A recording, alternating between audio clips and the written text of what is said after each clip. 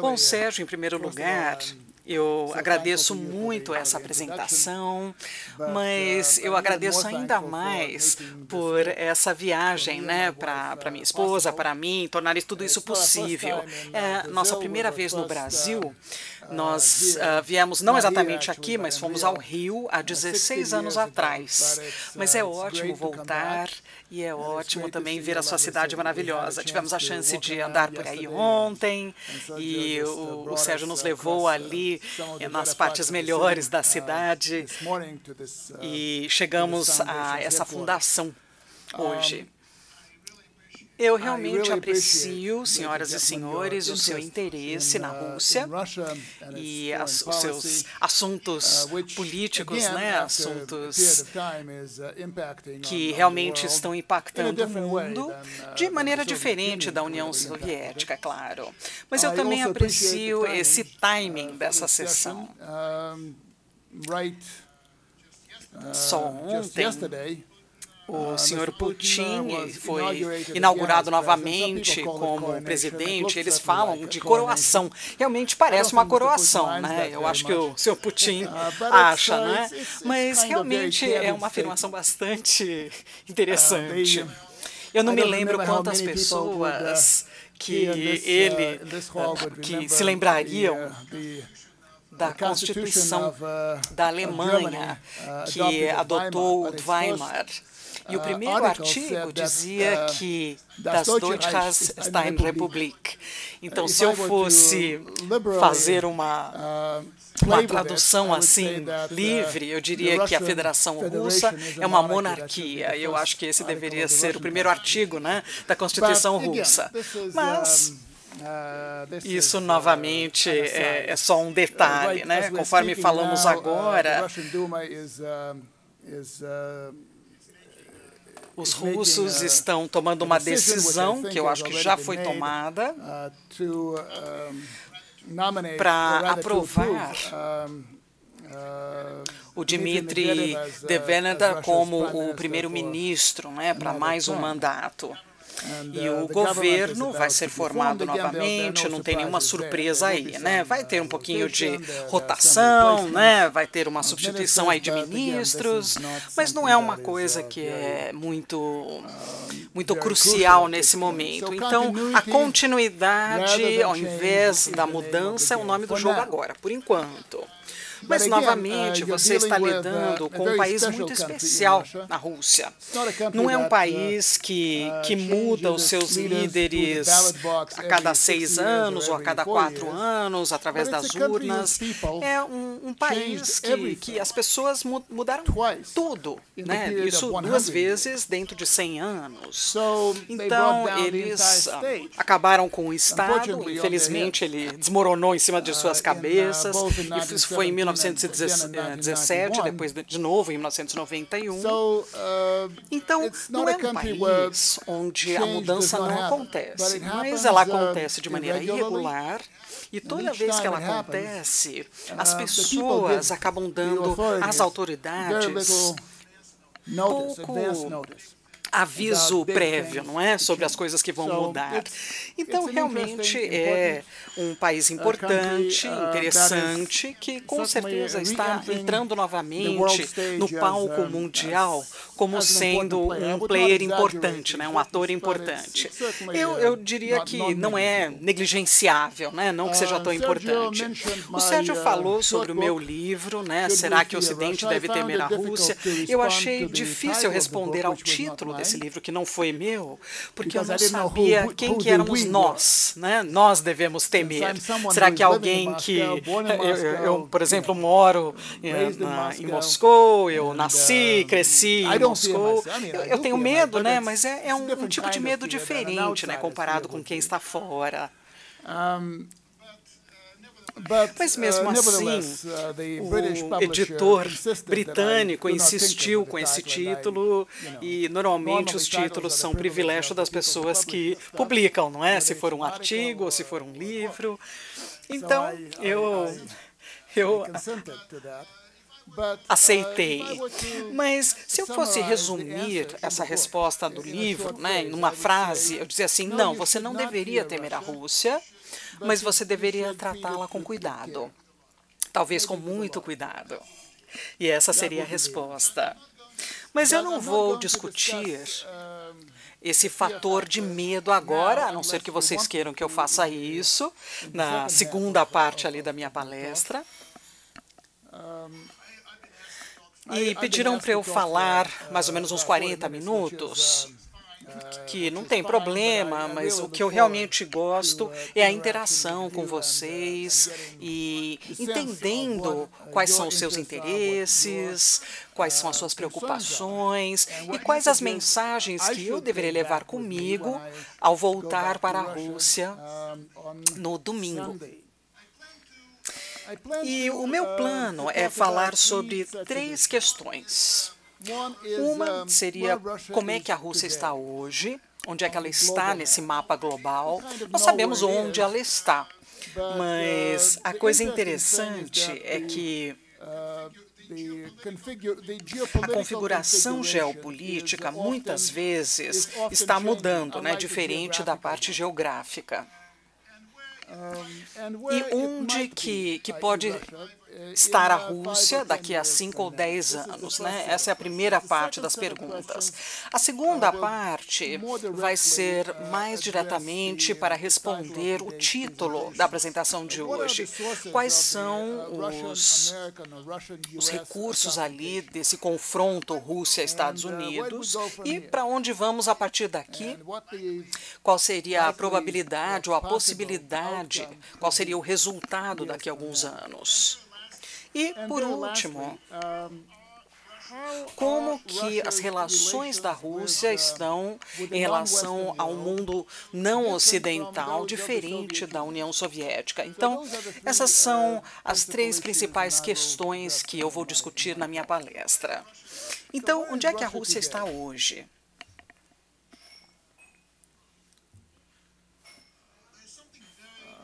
Tem algo muito dramático ali que aconteceu com a Federação Russa, isso em termos geopolíticos, há 4 anos atrás. Tem 2 coisas que costumavam ser os pilares centrais dessa situação política pós-comunista da Rússia, tentando integrar a Rússia ou ao Ocidente para uma Europa maior, né, isso por um lado. E teve uma tentativa paralela de reconstruir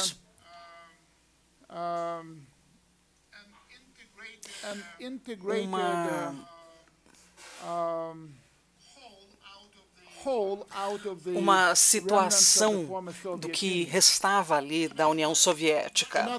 Então, na verdade, a integração da Rússia, entrando numa coisa que é maior que a Rússia, e a integração ali da Rússia, né, das bordas imperiais ali, nas repúblicas, para dentro de uma Rússia maior. E esses 2 princípios, esses 2 pilares principais dessa parte de Moscou acabaram desmoronando ao mesmo tempo e no mesmo lugar. E foi na primavera de 2014 e o local foi a Ucrânia.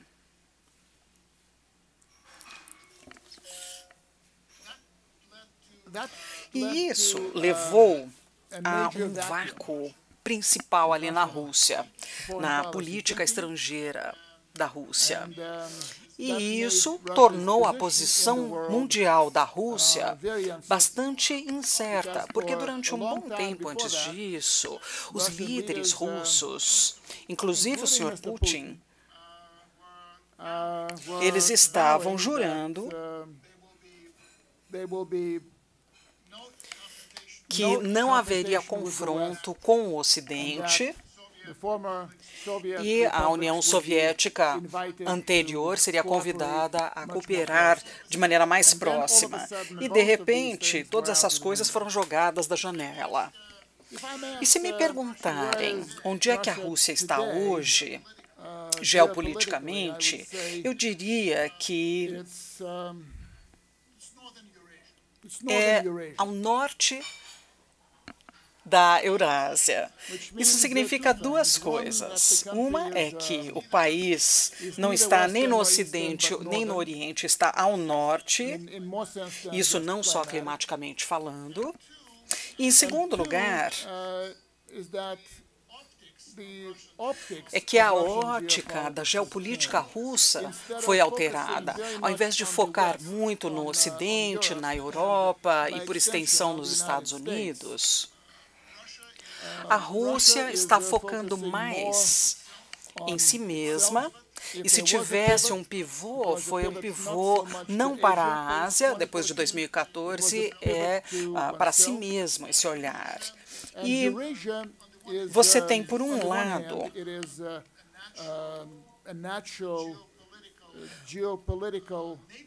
uma vizinhança da Rússia, você tem um país aí que tem bordas pense assim, a Eurásia tem as fronteiras com a Noruega e com a Coreia do Norte.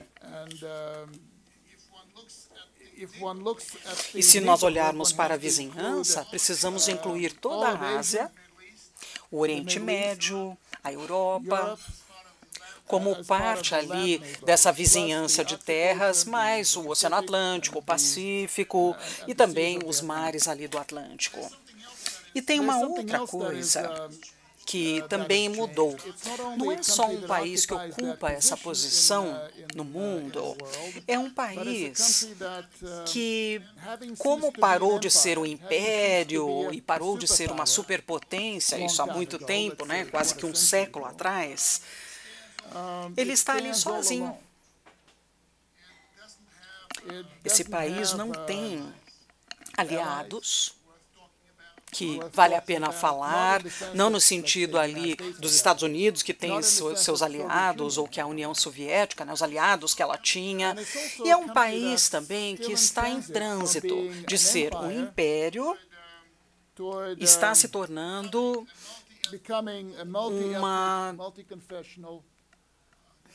uma nação multiétnica. Tem um ditado na Rússia, não é muito popular, mas é um ditado entre os círculos da elite, que o país não é nada, é apenas uma grande potência.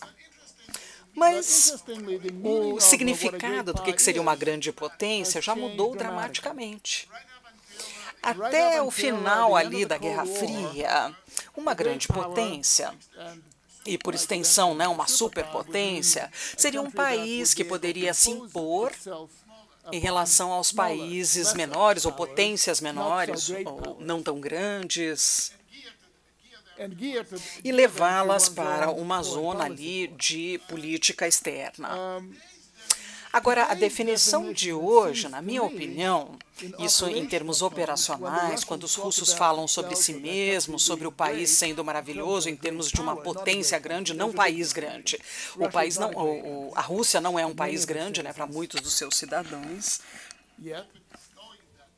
E esperamos, né, que vai chegar nessa direção, mas ainda vai demorar.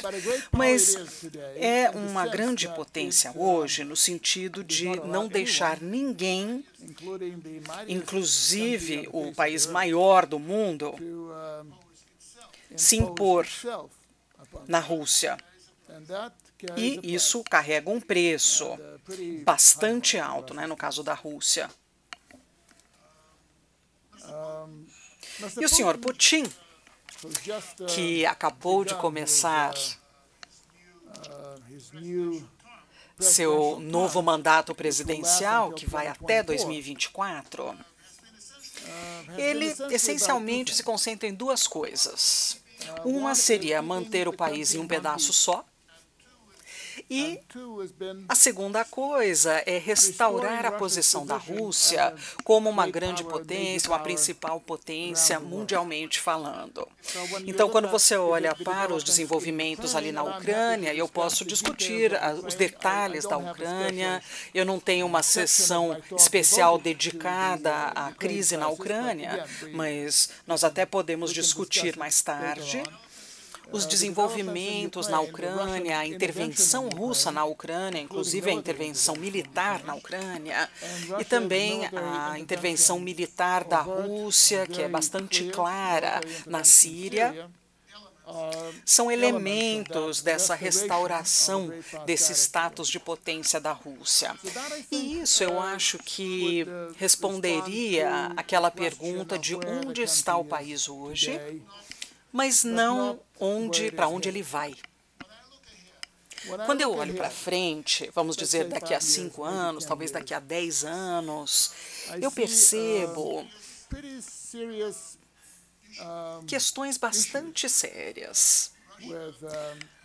Por exemplo, a Rússia tendo embarcado ali em sua política estrangeira. Isso não é uma outra forma de dizer que, de certa forma, a Rússia deveria voltar às suas políticas antes de 2014, porque isso eu acho completamente impossível. É impossível restaurar as relações com o Ocidente, né, de acordo com a base anterior. A Rússia tentou fazer integração, e eu acho que teve uma tentativa não muito boa de se associar, de certa forma. E temos também um retorno para as relações que existiam antes de 2014. Isso com relação às repúblicas soviéticas, né, anteriores. E muitas coisas precisam mudar para essa nova direção ter sucesso. Em primeiro lugar, eu acho que, bom, isso é algo banal, mas eu ainda preciso dizer. Se você se coloca como uma grande potência, você precisa ter uma fundação, né, uma base econômica bastante sólida, que não é o caso da Rússia hoje. Tem o suficiente, né, para aguentar a pressão, e de uma pressão, né, que aumenta bastante ao longo do tempo, e já está assim durante um tempo, mas geralmente o que é bom para sobreviver não é bom para qualquer coisa que você pode chamar de sucesso. E a raiz de tudo isso, na minha opinião, seria o sistema econômico-político, né, que acaba com o desenvolvimento e segura o crescimento também. E, infelizmente, eu gostaria de acreditar o que o presidente Putin promete, né, essa promessa ali de tornar a Rússia mais importante economicamente falando, fazendo ali um grande avanço na parte econômica, tecnológica, sociológica e outras áreas também. Eu ainda preciso dar uma olhada ali nessas ferramentas com a qual esse avanço será feito. Eu, nesse momento, não estou impressionado. Então, para mim, essa seria a maior barreira, mas não a única. Uma outra barreira seria que a Rússia é regida hoje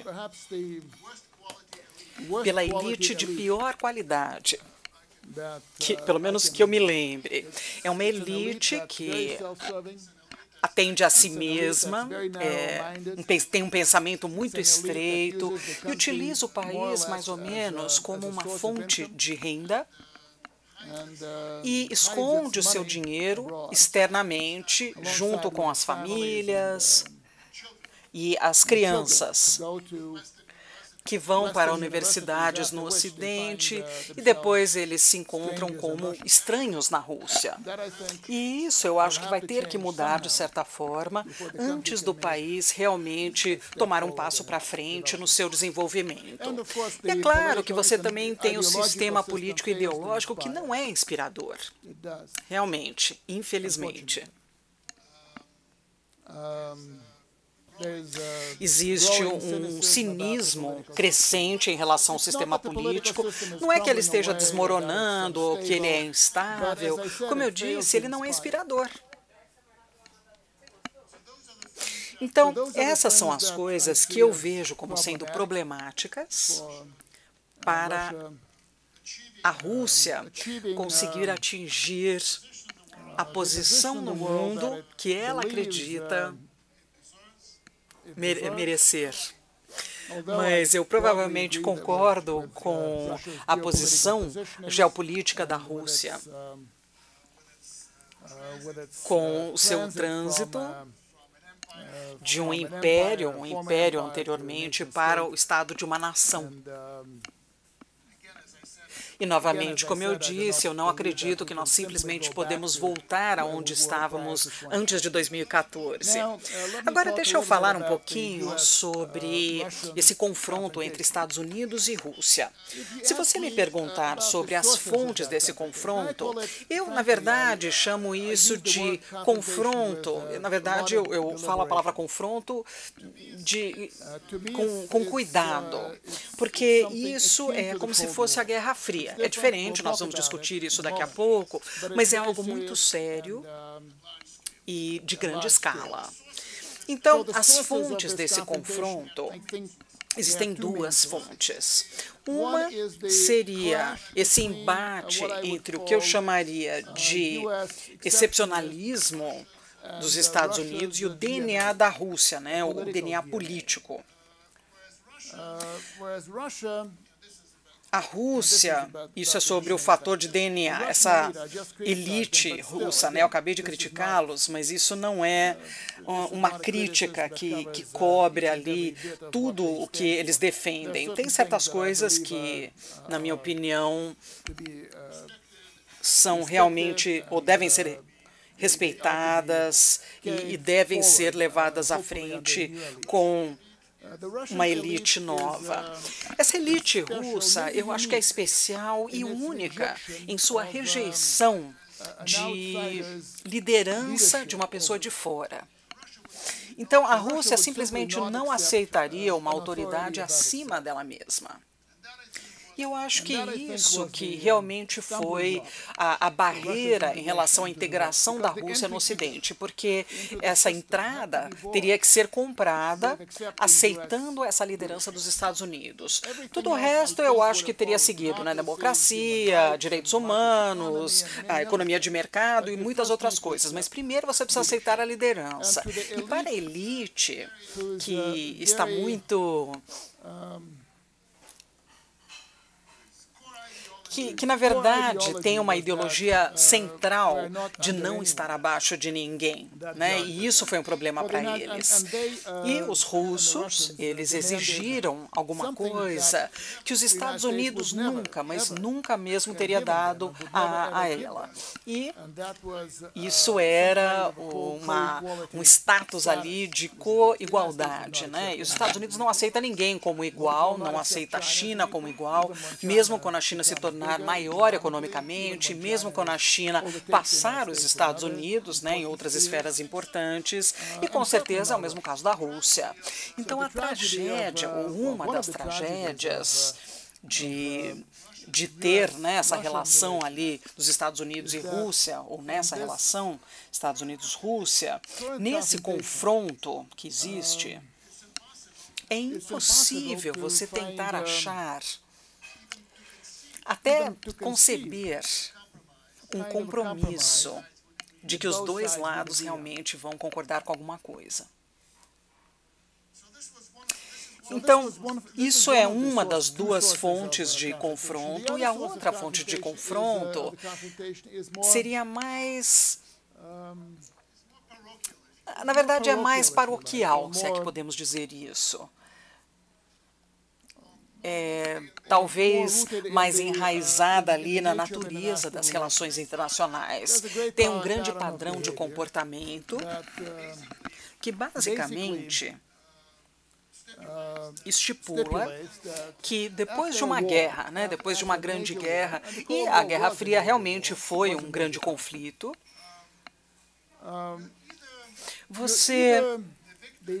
o vitorioso dessa guerra ou se integra, né, com a parte que foi derrotada, e aí fazendo um novo sistema, uma nova ordem mundial com termos aceitos mutuamente, ou se a parte derrotada realmente é boa o suficiente, se ela tem recursos suficientes, ela vai ter que enfrentar seu novo adversário antigo, né, nas novas gerações. E é isso que aconteceu com a Alemanha e com outros que estavam lidando com a Alemanha depois da Primeira Grande Guerra Mundial, e é isso que aconteceu com os Estados Unidos depois da Guerra Fria.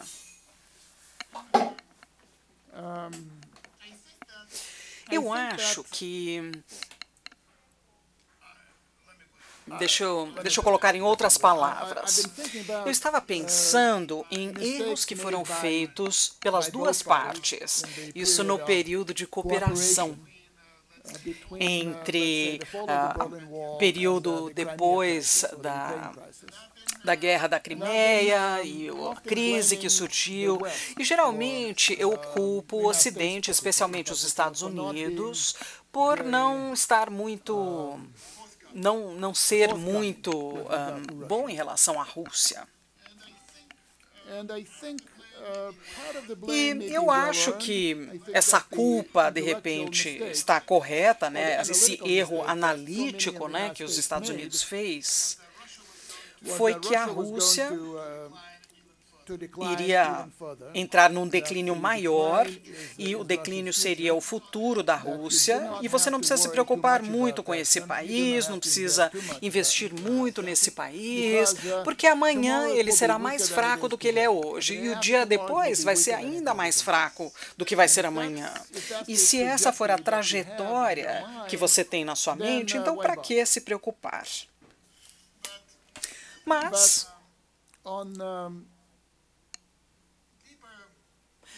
olhando ali mais a fundo, eu cheguei numa conclusão diferente. De repente, não está contra essa primeira conclusão que eu fiz, mas com certeza expande um pouco mais e muda as coisas. Imagine se os Estados Unidos realmente convidassem a Rússia para fazer parte do sistema, por exemplo, a NATO, como um membro integral, e deixá-la aí. Então, permitir que a Rússia fosse um membro, com todos os privilégios de ser um membro e tudo mais.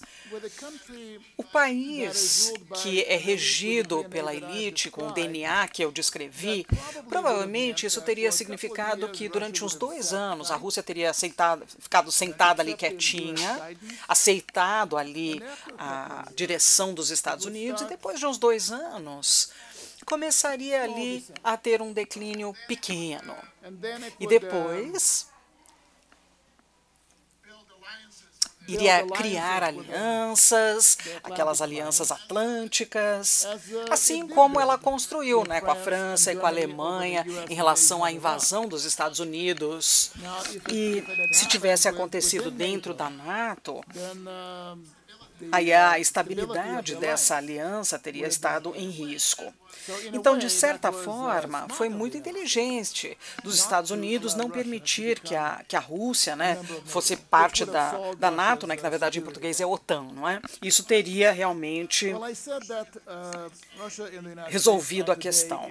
Mas eu digo que existe um conflito entre Estados Unidos e Rússia hoje, e de muitas formas é quase igual à Guerra Fria, e ao mesmo tempo é diferente. Eu chamo de guerra híbrida, né? Eu só uso a expressão popular, não estou inventando minha própria expressão.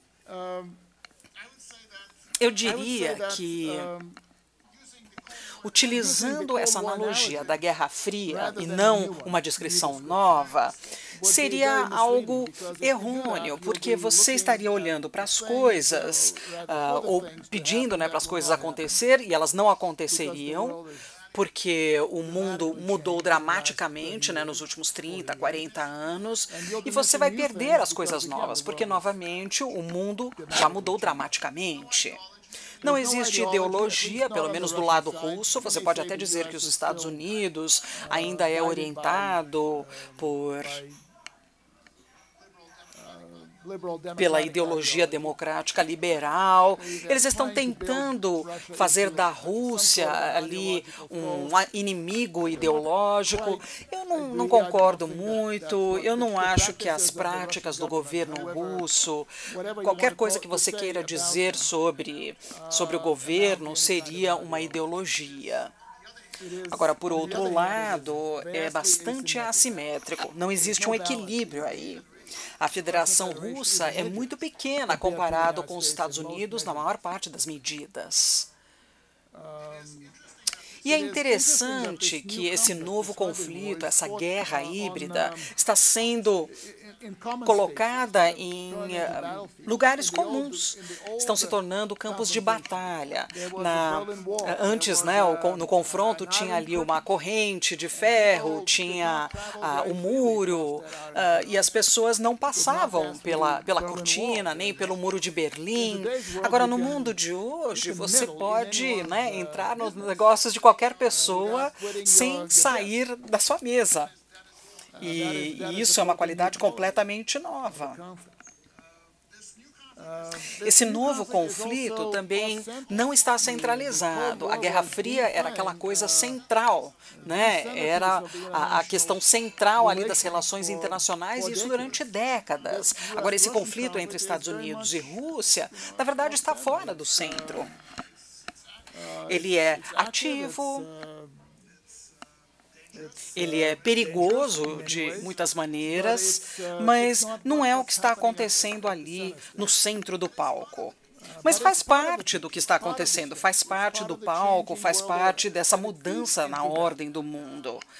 E uma coisa que é muito importante, isso em termos geopolíticos, como resultado do que aconteceu entre a Rússia e o Ocidente, a Rússia, eu falei sobre o acesso geopolítico da Rússia tendo saído de perto da Europa, do Ocidente em geral, eu também posso dizer que se moveu ou em direção à China. E isso faz com que essa relação entre Estados Unidos e China mude. Seria diferente do que seria se a Rússia estivesse em outro lugar geopoliticamente falando. E o resultado desse confronto está ainda aberto. Eu disse que eu não vejo um compromisso como fazendo parte de um cenário provável.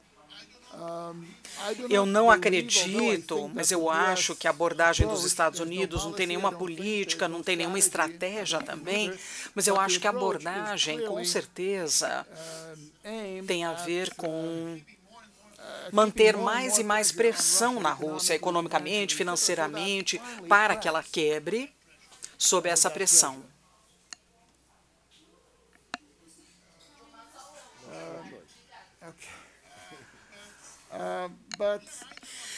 E, novamente, eu não acredito que, mesmo que essa abordagem funcionar, e eu sou meio agnóstico com relação a isso, mas se essa abordagem funcionar, provavelmente significaria algo bem diferente do que o final da União Soviética, que aconteceu em 1991. Se qualquer pessoa achar que vai ter uma outra vitória gloriosa ali nessa guerra híbrida, como tivemos na Guerra Fria, eu acho que isso, na verdade, é uma ilusão. E deixa eu dizer, para terminar essa parte, que eu vejo esse conflito entre Estados Unidos e Rússia. Eu acho que, se ele for resolvido ou mitigado pelo desenvolvimento nos Estados Unidos e na Rússia, isso vai refletir na relação entre os dois. Eu acho que a Rússia vai ter que repensar muitas coisas nos próximos anos, com certeza depois da era do Sr. Putin, porque ela vai terminar, por motivos fisiológicos, se não por outros, em algum momento isso vai acontecer. E como muitas vezes acontece, como sempre acontece na Rússia, a mudança lá em cima, acaba trazendo um repensar completo de todas as políticas. E eu acho que isso vai acontecer novamente dessa vez. Eu não posso prever qual será o resultado. E os Estados Unidos também está passando por uma crise muito importante, uma crise política que vai ser resolvida de uma maneira ou de outra. Eu acho que contanto que o presidente Trump está ali no poder, ali na Casa Branca, eu acho que nenhuma melhora entre as relações Estados Unidos e Rússia pode acontecer. Mas existe ali uma crise paralela, isso mais da parte cultural e sociológica nos Estados Unidos, e isso também acaba criando um impacto nas políticas americanas. E, em terceiro lugar, existe também esse repensar principal que aconteceu antes das eleições, e isso do papel global dos Estados Unidos. E quando isso tiver alguns resultados, isso também vai pesar bastante nessa crise entre Estados Unidos e Rússia. Então, por último, eu queria falar sobre a Rússia e a parte não ocidental do mundo. Eu acho que o tema central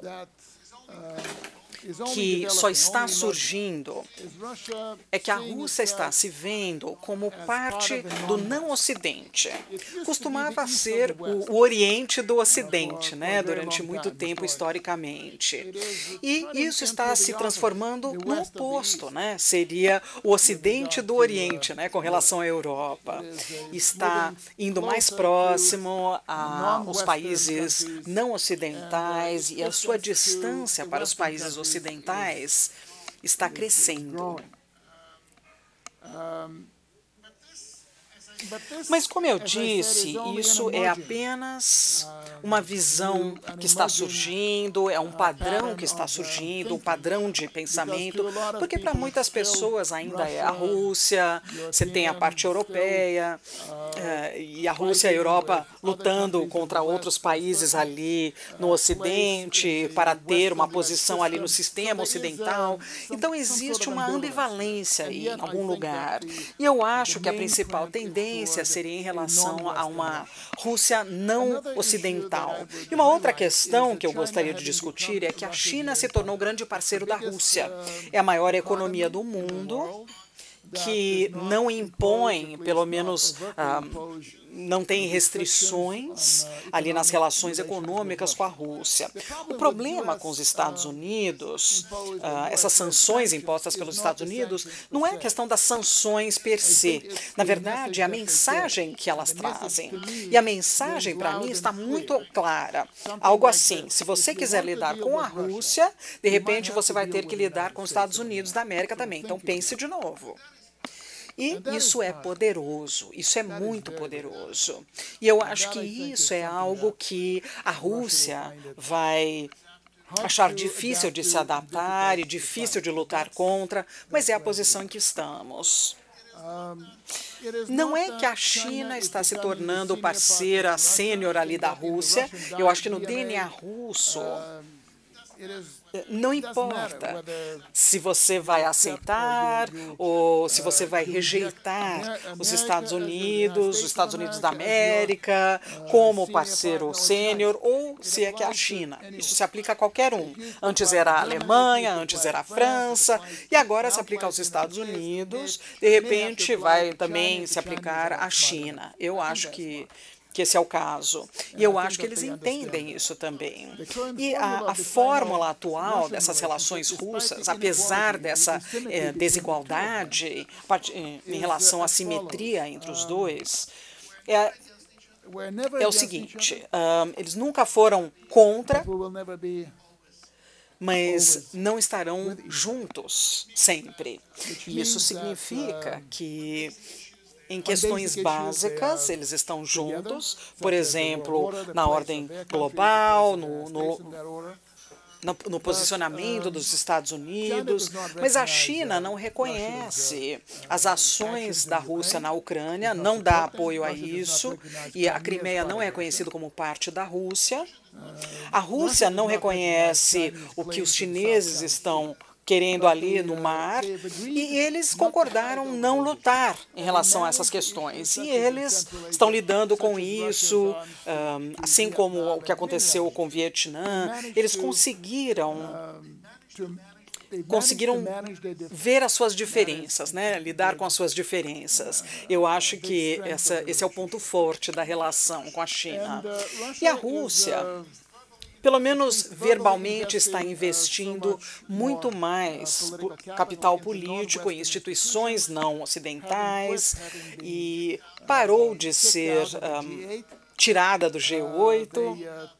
Eles falam também da cooperação do Xangai, os BRICS, os arranjos, né, pós-soviéticos todos. Novamente, não tem muita vitalidade em qualquer um desses. Mas se essa mudança que eu mencionei antes, em relação a ser um membro mais retrógrado da família ocidental para a parte não ocidental do mundo, um membro dessa parte não ocidental, se essa transição realmente ocorrer, eu acho que teremos mais participação russa. Então, os meus problemas com a relação da Rússia com o não-Ocidente podem ser resumidos assim. Isso é uma coisa nova para nós. Psicologicamente, estamos atrás dessas alterações geopolíticas. Nós temos falta de conhecimento sobre países não ocidentais, especialmente depois do final da União Soviética. Nós focamos mais no Ocidente e menos no não-Ocidente. E as elites que eu mencionei antes não estão ali e não estarão ali.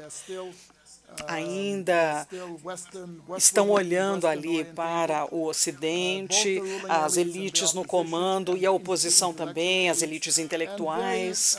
E o que é triste, e eu vou concluir com isso, a Rússia não tem muito a oferecer para o mundo não ocidental, que novamente faz parte ali da situação econômica da Rússia, né? É um desempenho ruim. Não estou dizendo que ela é fraca porque falta recursos, não. Estou sugerindo que, infelizmente, está com desempenho ruim. O potencial é muito maior do que o resultado real. E, agora, para terminar, né, para concluir,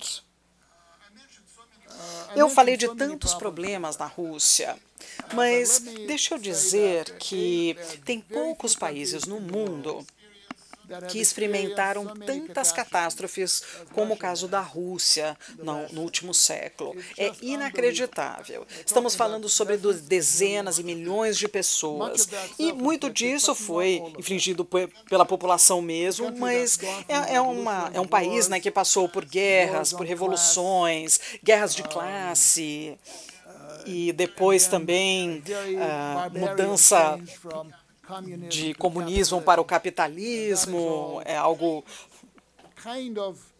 É algo que algumas dessas calamidades eu teria dito que é algo, né, insuportável. Eu acho que a Rússia deveria estar ali deitada no chão, né, porque realmente é grande, e eu estou tentando pensar num outro país que passou por isso, mas eu não encontrei. Tem poucos países que realmente conseguem voltar depois desses períodos ali de ruptura e de catástrofes, né, as que eu mencionei. Então, nessa situação, a Rússia precisa manter a fé em si mesma, precisa de um período de desenvolvimento normal, e eu fui bastante crítico do presidente Putin no começo, mas deixa eu dizer mais uma coisa. Nos últimos 100 anos, na história russa, 1918 até hoje, os únicos 18 anos em que a Rússia realmente desfrutou de um período praticamente normal de desenvolvimento, ou até de existência, tem sido o período em que o Putin estava governando. Então você pode voltar para qualquer outro período, os anos 90, 80, 70, 60, 40, 20, qualquer período, né? A Rússia sempre estava ali num estado anormal.